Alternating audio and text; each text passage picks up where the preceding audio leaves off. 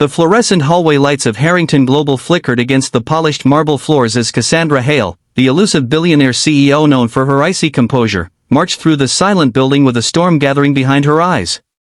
It was nearly 3 a.m., a time when even the city outside seemed to hold its breath. She had returned only because a forgotten laptop contained the final numbers for a Sunrise merger, but then she froze. Down the corridor, small, weary footsteps echoed. They didn't belong to security. They didn't belong to maintenance staff either, not at this hour. When she turned the corner, her heart stuttered. A girl no older than 13 was kneeling beside the trash bins, scrubbing the floors with trembling hands while her backpack hung limply on the cleaning cart. Her long braid was frayed, her clothes worn thin, yet her posture carried a strange quiet determination. Cassandra felt something ancient stir inside her, a reminder of a life she rarely let herself remember. If you believe kindness and second chances still matter in this world, please like, comment, share, and subscribe to Midnight Reports to help stories like this reach more hearts. For a moment, Cassandra simply watched, unable to make sense of the scene. She recognized the cleaning badge on the cart. It belonged to one of her nighttime janitors, Rafiq Mendez, a man who barely spoke above a whisper and always avoided her gaze. Why would his daughter be here? Why wasn't she in school? The questions wrapped around Cassandra like vines, but it was the sight of the girl rubbing her eyes, half asleep, forcing herself to keep going, that cracked something inside her.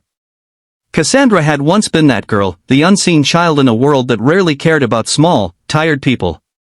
As her expensive heels clicked closer, the girl flinched, startled, and stumbled back as if expecting to be scolded.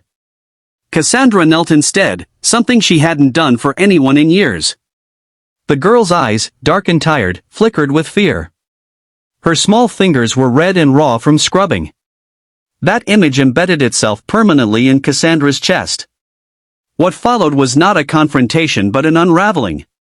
Cassandra learned that Sofia Mendez had been cleaning offices for weeks ever since her father collapsed at work from exhaustion and untreated hypertension. She had begged him to rest, and when he could no longer work nights, she stepped in quietly to keep his job secure so they wouldn't lose the tiny room they called home. And with no mother, no relatives, and no savings, Sofia had taken it all on herself, believing it was her duty. School had become an afterthought, not because she didn't care, but because life had given her responsibilities far too heavy for her small shoulders. Cassandra felt a chill run down her spine.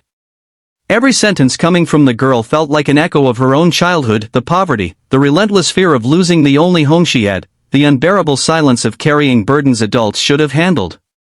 She had sworn never to feel that vulnerability again, yet here it was, staring back at her with trembling hands. She told Sofia to put the mop down.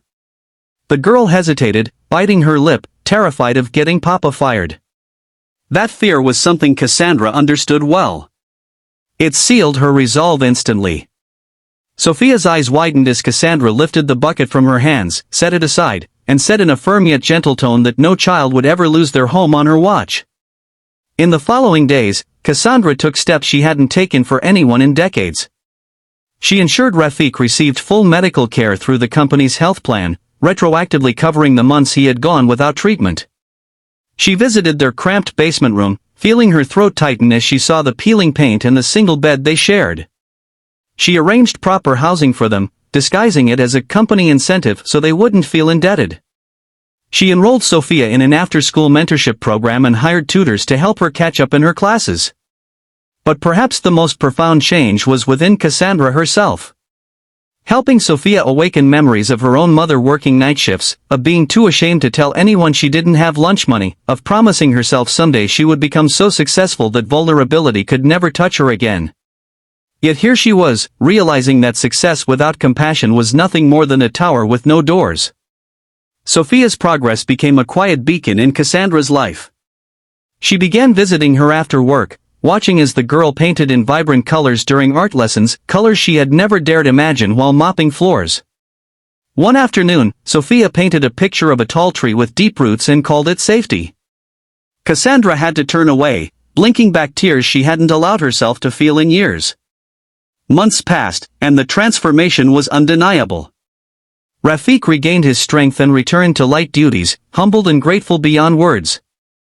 Sophia's teachers reported astonishing improvement, her grades soared, her confidence blossomed, and her laugh echoed through the after-school center like something newly freed. And Cassandra? She discovered that her vast empire felt empty unless she filled it with meaning. She established a scholarship program for children of all Harrington Global employees, naming the first grant quietly, privately, after Sophia. The true climax came the day Sophia visited Cassandra's office not as a tired child hiding behind a cleaning cart, but as a radiant girl clutching her art portfolio. She shyly told Cassandra she wanted to be someone who brought color into people's difficult days.